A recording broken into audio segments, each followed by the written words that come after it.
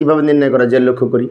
তো প্রথমে বি এর মান হচ্ছে 11, তাই আমরা এখানে লিখে রাখতে পারি যে বি সমান 11, এখানে বি সমান 11 এই কথাটা লিখে রাখতে পারি।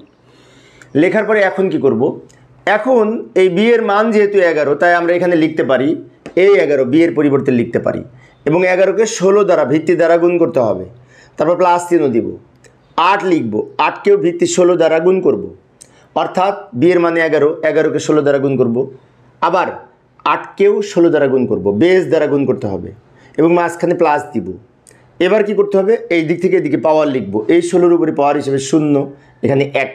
এবার সরল করব, 16কে পাওয়ার 1 করে 16, তাকে 1 দিয়ে গুণ করলে 176 হয়, যোগ 16কে পাওয়ার 0 করে 1, তাকে 8 দিয়ে গুণ করলে 8 হয়।